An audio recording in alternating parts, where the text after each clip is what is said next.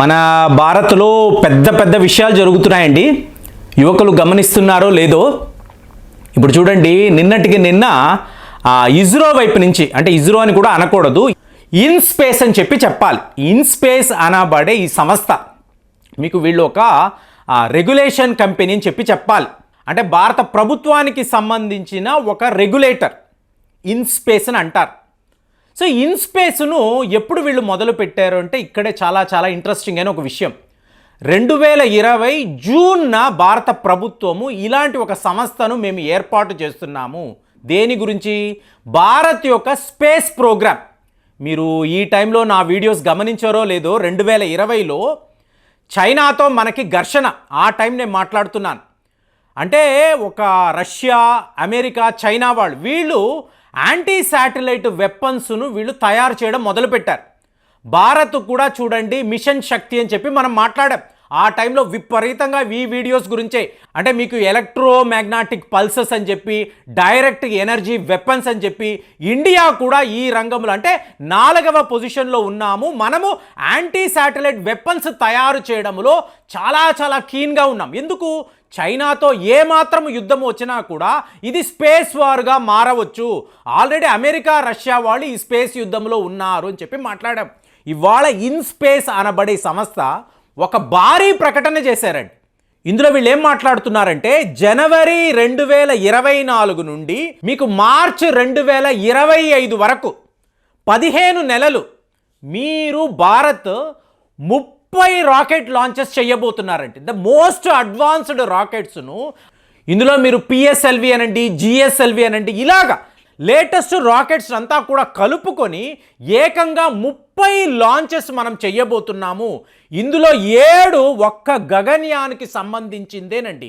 2023 అనేది the golden Ira of ISRO అని చెప్పాలి. ఎందుకు? చంద్రయాన్ 2ని సక్సెస్ఫుల్గా మనము చందమామలో సౌత్ పోల్లో మనము డిప్లాయ్ చేయగలిగాము. అలాగే ఆదిత్య L1ని కూడా సక్సెస్ఫుల్గా మనం లాంచ్ చేయగలిగాం. అలాంటిది మీకు 2024, 2025లో ఏకంగా 30 రాకెట్లను మనం లాంచ్ చేయబోతున్నామంటే, ఇందులో ఎన్నో మిలిటరీ శాటిలైట్స్ ఉన్నాయి, వెదర్కు సంబంధించిన శాటిలైట్స్ ఉన్నాయి. అంటే ఎంటైర్ ఇండియన్ ఓషన్ రీజన్ అనండి, అరేబియన్ సీ అనండి, ఇక్కడ భారత్ యొక్క స్పేస్ ప్రోగ్రామ్ మీదే ప్రపంచ దేశాలంతా కూడా ఆధారపడాలి. మీరు ఒక నేపాల్ అనండి, బంగ్లాదేశ్ అనండి, అలాగే శ్రీలంక, ఇంకా తక్కిన దేశాలు, వీళ్ళందరూ కూడా ఈ వెదర్కు సంబంధించిన వ్యవహారాలు, రిపోర్ట్స్, డేటా అంతా కూడా ఇండియా మీదే ఆధారపడే విధంగా మనం ఒక ఏర్పాటు చేశాం. అలాగే ఫ్రాన్స్ దేశంతో, అంటే ఫ్రెంచ్ స్పేస్ ఏజెన్సీ, వీళ్ళతో కలిసి ఏం చేస్తున్నాం? స్పై శాటిలైట్స్ను తయారు చేసే పనిలో ఇవాళ మనం బిజీగా ఉన్నాం. ఇదంతా మీరు గమనించారనుకోండి ప్రేమ్ గారు, మనం చైనాను టార్గెట్ చేసి చాలా పెద్ద పనులు చేస్తున్నామా అంటే 100% ఇది నిజమండి. మనం ఒక వెదర్ శాటిలైట్ అని మాట్లాడొచ్చు, అలాగే డిజాస్టర్ మేనేజ్మెంట్ శాటిలైట్స్ అని అనొచ్చు, కానీ మన దృష్టి అంతా కూడా చైనా వాడిని ఎలా దెబ్బ కొట్టాలి కాబట్టే ఏకంగా 30 రాకెట్లు. ఇదంతా కూడా ఏంటంటే మీకు లోపల ఉండే పేలోడ్స్ అనండి, మనము వాడుతున్న పరికరాలు ఎన్నో మీకు చైనా వాడిని గమనించడానికే, వాడి మీద సర్విలెన్స్ పెట్టడానికే మనం ఈ పనులు చేస్తున్నాం. ఎందుకు? చైనా వాడు ఆల్రెడీ అణుశక్తి మీద వాడు పరిశోధనలు మొదలుపెట్టాడు. మీకు రష్యా వాళ్ళ దగ్గర నుంచి ఎన్రిచ్డ్ ప్లూటోనియం కూడా వాడు తెప్పించుకున్నాడు. ఎప్పుడైతే ఎన్రిచ్డ్ ప్లూటోనియం వస్తుందో వాళ్ళు అణు అస్త్రాలు తయారు చేయడానికే వీటిని వాడతారు. అంటే ఏంటి? చైనా మెల్లమెల్లగా ప్రపంచానికి ప్రమాదకరమైన దేశంగా మారుతూ వస్తుంది. మరి దీన్ని మీరు కౌంటర్ చెయ్యాలనుకోండి, దీనికి ఆసియా ఖండంలో ఉండే ఒకే ఒక దేశము మన భారతదేశం. కాబట్టి మన ప్రణాళికను మీరు గమనించారనుకో, కీన్గా అబ్జర్వ్ చేశారనుకోండి, మనము డిఫెన్స్ రంగంలో ఎక్స్ట్రాడినరీ డెవలప్మెంట్స్ని చూపిస్తున్నాం. అంటే మీకు ప్రముఖ దిగ్గజ సంస్థలు, ఒక టాటా అనండి, అదానీ అనండి, మహేంద్రాస్, L&T, వీళ్ళందరూ కూడా ఇవాళ భారత ప్రభుత్వంతో, ఇస్రోతో కలిసి, ఇండియన్ ఆర్మీతో, ఇండియన్ మిలిటరీతో కలిసి కొత్త కొత్త ఆయుధాలను తయారు చేసే పనిలో ఉన్నారు. ఎందుకు వీళ్ళు ఇదంతా చేస్తున్నారు? ఇదంతా ఒట్టి వ్యాపారమేనా అంటే, ఒక లెక్కలో మన దగ్గర అద్భుతమైన ఆయుధాలు ఉన్నాయి, ఎక్స్ట్రాడినరీ వెపన్స్ ఉన్నాయి అనుకోండి, వీటిని మనము డిఫెన్స్ ఎక్స్పోర్ట్స్ కింద ఇతర దేశాలకు పంపించవచ్చు. ఇంకొక వైపు చైనా వాడికి ధీటుగా చైనా కన్నా శక్తివంతమైన ఆయుధాలు మన దగ్గర ఉండాలి. సో ఇది ఉండాలి అంటే స్పేస్ ప్రోగ్రామ్ అనేది చాలా చాలా యాక్టివ్గా ఉండాలి. ఇవాళ భారత్ ఎలా ఆలోచిస్తుంది, తమ కోసము ఒక విడి స్పేస్ స్టేషన్ను అక్కడ అంతరిక్షంలో మేము ఏర్పాటు చేయబోతున్నాము. ఎందుకు? ఇంటర్నేషనల్ స్పేస్ స్టేషన్ దీనిని 2030లో వీళ్ళు డిస్మాండిల్ చేస్తారు. తరువాత అమెరికా భారత్ కలిసి ఒక స్పేస్ స్టేషన్, అలాగే భారత్ కోసం విడిగా ఇంకొక స్పేస్ స్టేషన్, ఇది ఐదర్ మనం రష్యాతోనో ఫ్రాన్స్తోనో కలిసి తయారు చేయబోతున్నాము. అంతరిక్షములో ఒక అతిపెద్ద స్పేస్ వార్ని మనం చూడబోతున్నాము. అంటే ఒక రాకెట్ అనండి, ఒక మిజైల్ అనండి, మీకు ఏ దేశం నుంచి ఎక్కడికి వెళుతుంది దీనిని గమనించడానికి, ముఖ్యంగా చైనా పాకిస్తాన్ల మధ్య, చైనా మాల్దీవ్స్ మధ్య ఈ ఒప్పందాలేంటి, మీకు ఇక్కడ ఏమేమి జరుగుతున్నాయి, సీక్రెట్ ప్రాజెక్ట్స్ ఏమైనా వీళ్ళు చేపడుతున్నారా, వీటిని అంతా కూడా మనము గమనించాల్సిన పరిస్థితి ఏర్పడింది. ఒకప్పుడు చైనా వాడే ఈ పనులు చేస్తూ ఉంటాడు. అందువల్లే వాడు ఏం చేశాడు, మీకు మయన్మార్ దగ్గర ఒక విడి ఎయిర్ బేస్ను కూడా ఏర్పాటు చేసుకొని అక్కడి నుంచి మనల్ని గమనిస్తూ ఉంటాడు.